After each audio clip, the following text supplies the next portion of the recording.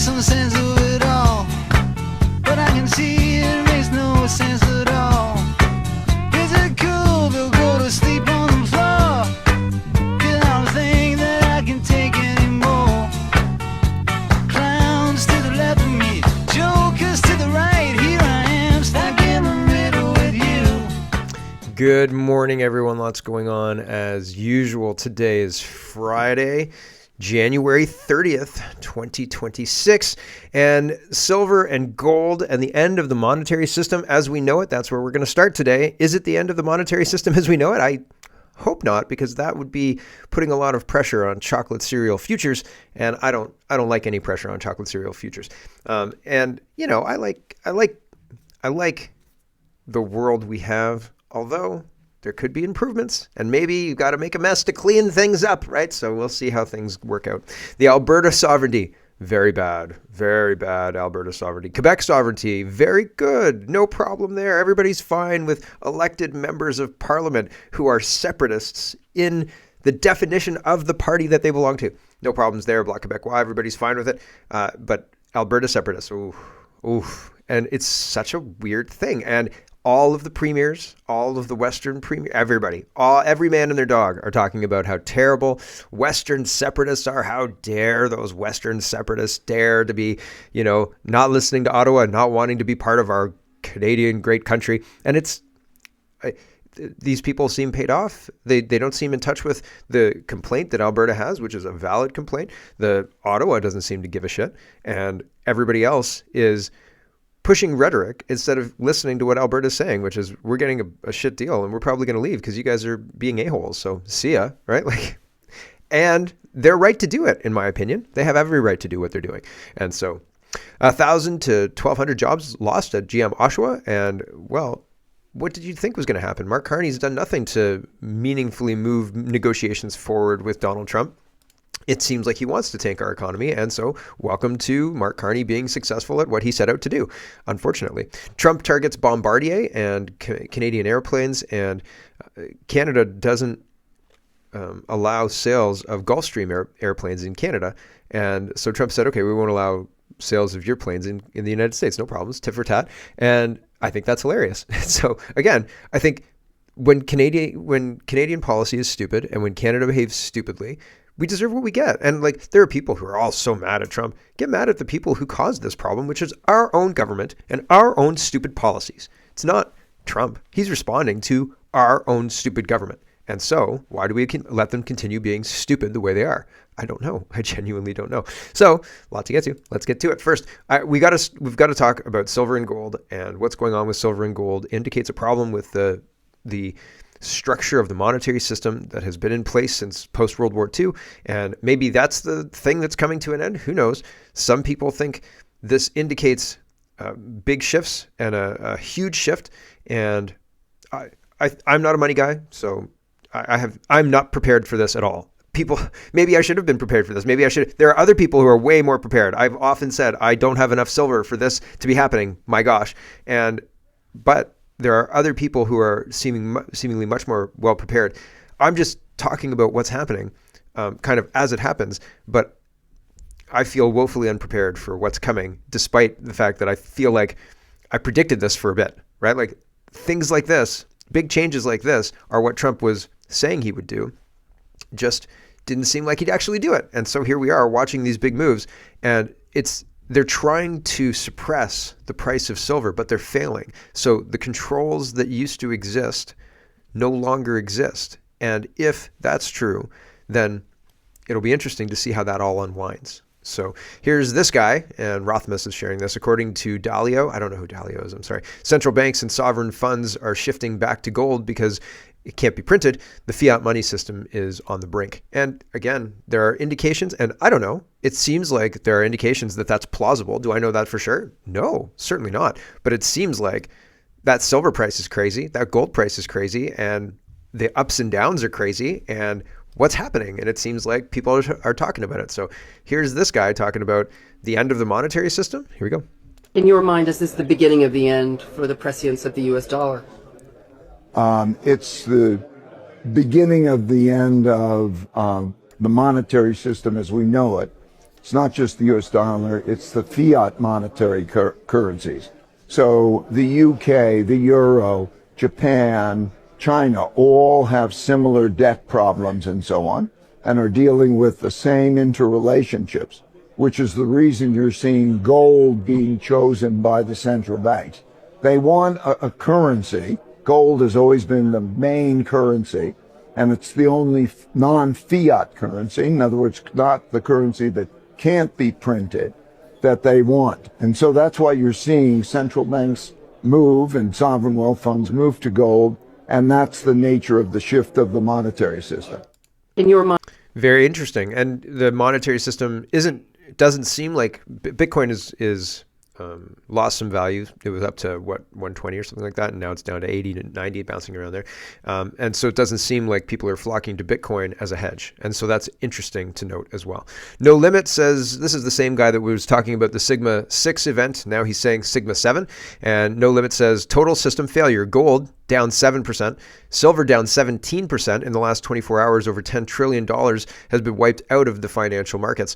That's about half of China's GDP, the second largest economy in the world, gone in one day, evaporated. Here's where things get really crazy. Remember 2 days ago when I told you about Sigma 6, about Sigma 6 events and how rare they are? Ladies and gentlemen, I present the first ever Sigma 7 in the history of financial markets. This is pure market manipulation by the top 1% aimed at wrecking the remaining 99%. But isn't this illegal? The rules don't apply to whoever's manipulating these markets because they make the rules. In my 23 years of macroeconomics, I've never seen anything of this magnitude or this level of manipulation.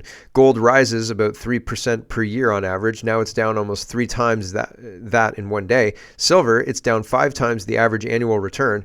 The next few months will be volatile like we've never seen before, but don't worry, he says, I'll keep you updated. So, follow my channel and stuff like that. So I find stuff like that interesting. I don't know what's happening, but it seems like there's big moves people have never seen before. There are people who trade silver, talk a lot about silver. And one guy was saying, I can't believe silver lost this amount of money and is still above $100. Like the value is still above $100. They can't suppress the value. And some people think if gold keeps going up, the silver and gold are tied together, their values tied together. And there were economists who were saying in the 80s, it should be closer to $300 to $500 an ounce. Silver should be. And with gold being so expensive, maybe more. And so silver at $100 may not sound like a deal, Mark P, go buy some silver, but it might actually be a deal, right? And so that's interesting. I don't know, but it seems plausible. So who knows? Let's talk about trade because the powers that be are trying to tank the Canadian economy as much as possible. And Jamal Givani is saying, USMCA is incredibly important for Canadian workers and businesses. I don't care if it's politically fashionable to say it. Politicians need to stop playing games with Canadian jobs, stop pretending China is a solution. Let's get serious. Let's get a deal done with the United States. And CBC is reporting yesterday, GM layoffs hit Oshawa plant, putting up to 1,200 auto workers out of work Friday. Ford says workers will get job opportunities in other sectors and 24/7 support. 24/7 support? Is that the same as paying the mortgage or like not paying the mortgage? Because the job paid the mortgage. Support, when there's a job market like the one we've got in Ontario right now, when we keep importing foreign people to do jobs, that's a problem.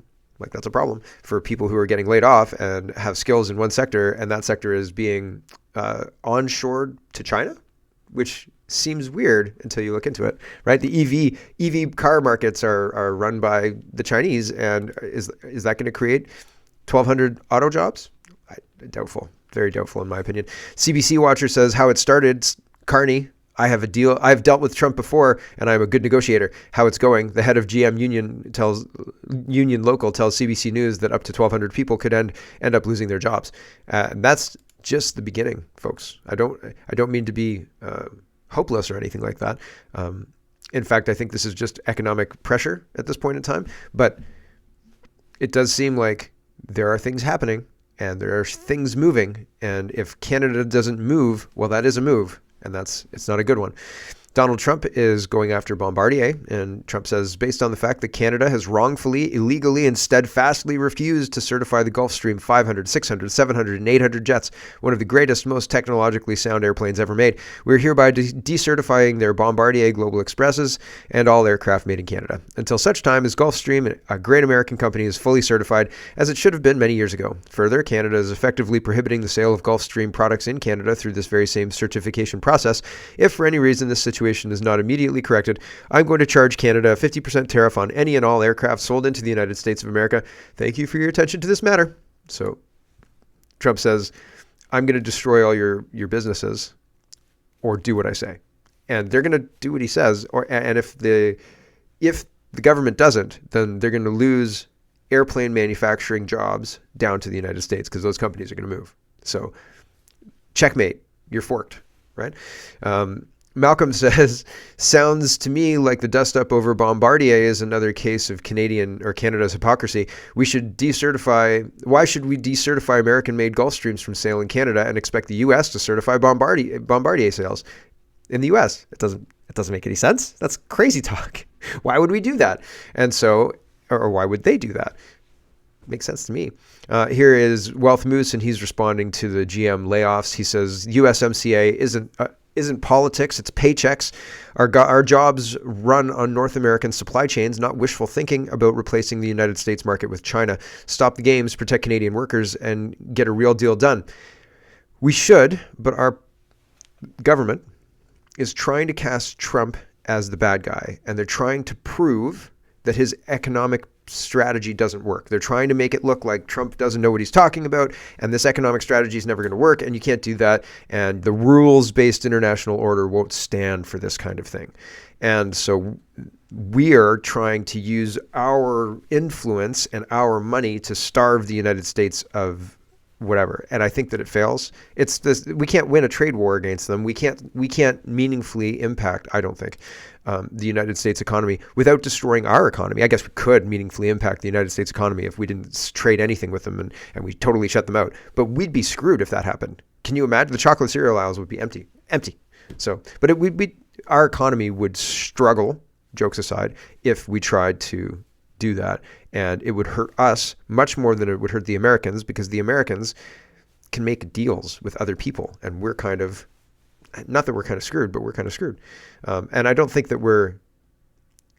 being polite is the same as a sound trading policy with and deals made with other countries, right? And so Carney's going around and getting commitments to work together in the future, which amount to nothing, really, absolutely nothing. So I'm not confident in our country's ability to weather a storm where we're isolated from the United States in order to isolate the United States or whatever. But if we're isolated from the United States economy, we're going to struggle. Western Standard says the Bank of Canada trims 2026 growth forecast to 1.1%. We are already struggling. Okay, the growth should be more than that. The United States is nearly 5% growth. Restaurants are struggling too. National Post says the president of a fine dining restaurant in Calgary says in the report, some dishes on our menu have been changed or taken off because the key ingredients became too expensive. Canada's restaurants are spending 37% more on food due to a trade war with the United States. And beef, they're phasing beef out, and that's not good. And I can see it already in the grocery store. The beef section's already shrinking. Blacklock's reporter says feds spend $263,000 on consultants for coaching on how to answer questions at parliamentary committees. Not a typo. That's $262,000, $262,609 for strategic and practical advice on committee appearances. By who? Former parliamentarians who are like, oh yeah, this is how you don't answer a question while speaking a lot. Like, this is how you tap dance liberally. Holly Doan says Cineplex Movies, the nation's largest theater chain, is ordered to pay $38,987 plus costs for breach of the Competition Act. The Federal Court of Appeal upheld the penalty over a $1.50 online booking fee. So they weren't allowed to charge the $1.50 online booking fee, and so they got smacked with it. So you might be part of this. You might be able to get some kind of payout for this, but it probably won't be much. But who knows? Who knows? Cosmin, I don't know if I got dinged with that $1.50 fee. Cosmin is talking about this. This is fraud in Minnesota, and it's one of its connections to Canada, and it's here because it's money related, fraud, money, that kind of stuff. BC School Board chair among Canadian politicians funding anti-ICE protests. Juno News has positively identified an elected Canadian official named in Minnesota's anti-ICE protest donation leaks. British Columbia and Burnaby Board of Education chair Kristen Schinder. And Cosmin says one of the Canadian politicians funding anti-ICE protests in the U.S. has been positively identified as Burnaby Board of Education Chair Kristen Schinder after she urged her Instagram followers to send money to Minnesota organizers. So yeah, pretty wild stuff. And you shouldn't. It's incredible to see Canada getting so twisted out of shape about Russia interfering in our elections, and foreign interference in our elections with China, and people are upset about that but not upset enough. And then in Canada, we don't see a problem hating on Trump, weighing in on US elections. Some people went down to the United States to vote for Biden, or vote for Kamala Harris, and to illegally vote. People were flagrantly illegally voting. But those were Americans. I saw Americans doing that too. But it's one of those things where we pride ourselves on, we shouldn't have foreign interference and, blah, blah, blah. But we gleefully interfere in other people's elections all the time. And it's so weird. It's such a weird thing. And we're very not self-aware in that way, like as a society. So I find it strange. And I mean, do we have a lot of influence? I don't necessarily think so. I think China has more influence on our elections than we have on the United States elections. So, but that doesn't mean that the trying is okay. If we're ineffective, it doesn't mean it's okay to try, right? Like, the food professor is talking about money and stuff and the inflation and food inflation. He says, this is a post from a former U.S. ambassador to Canada under the Biden administration. Most Americans are well aware that food affordability in Canada is far from ideal. David says, visual of the week, Canada 2025 food inflation rate, including grocery stores and restaurants, sits at 6.2%, the highest in the G7 and about twice that of the United States. In response, Prime Minister Carney has introduced a new food benefit aimed at easing cost of living pressures for lower income Canadians. While the program may provide short-term relief for some Canadians, it does not address the underlying issue in any way, and there are many questions as to its scale and overall impact. So food inflation in Canada, 6.2%, Japan, 5.1%, UK, 4.5%, USA, 3.1%, Italy, 2.3%, France, 1.7%, Germany, 1.4%. Why is our food inflation so high? It feels like they're trying to make things unaffordable, and they're trying to crash. I think they're trying to crash our economy personally. Here is Leslyn Lewis, and she's talking about we don't need speeches, we need affordable food. And that's been kind of a trope recently. Everybody's saying you can't eat a Carney speech. Like that's not doing anything for our problems, really. All these speeches, all this glad handing, all this nonsense, it's not helping. And I think that's true. Here is Leslyn Lewis. While the Prime Minister spends his time with the world elites, life at home is getting harder for Canadians, including families in Haldimand, Norfolk. The 2026 food price report is alarming. This year, it will cost $17,600 to feed a family of four, which is $1,000 more than it cost last year. The Prime Minister's industrial carbon tax and food standards tax are driving up the food prices. Will he scrap the taxes and bring down the cost of food for Canadians? The Honourable Secretary of State for Seniors. The National Institute on Aging's fourth annual... The Liberals don't answer these questions. She basically says bringing down this one thing is going to bring down the overall costs, and that's going to be helpful. And I don't believe their spin. So I don't want to listen to it. John is talking about Trump and interest rates, and the Fed left the rate at 3.75, and that effectively leaves the rate for 30-year mortgages at 5%, and Trump's not happy about that. And this is just another one of those things where I'm trying to illustrate how they're using assets placed. So when I talk about them moving assets into positions like Mark Rutte into the NATO position, other people into judgeships, other people into Supreme Court judgeships, other people into the Fed chair. Those people then use their power to further the agenda of the people who put them there and not necessarily representing the American people. So Trump is going after these assets and trying to free the office from the people who are obstructing him and his plan, Trump's plan. And I think that that's part of the conflict, the moves and the counter moves. Trump wants cheap money and lower costs for housing so people can borrow, get into a house, and be able to afford it. And the powers that be don't want Trump's economic system to work, and so they try and stymie it at every level. They try distraction, Iran, peace in Gaza. They try all sorts of things to take him off his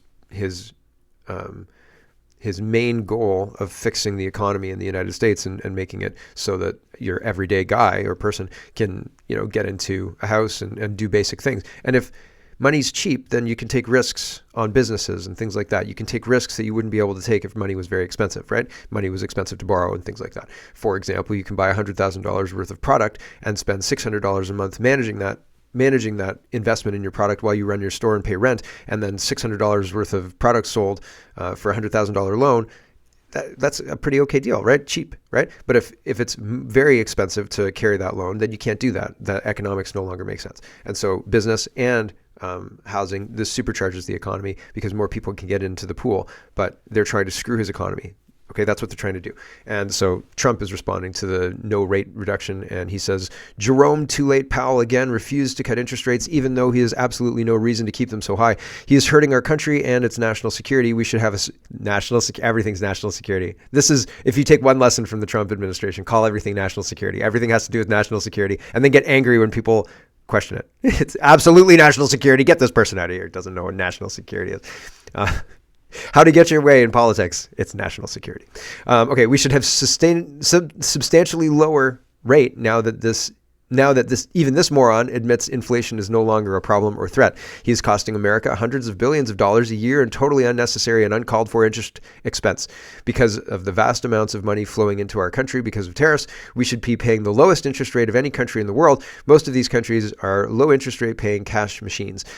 Thought of as elegant, solid, and prime only because the USA allows them to be. The tariffs being charged to them while bringing in billions to the United States still allows most of them to have a significant trade surplus, though much smaller with our beautiful, formerly abused country.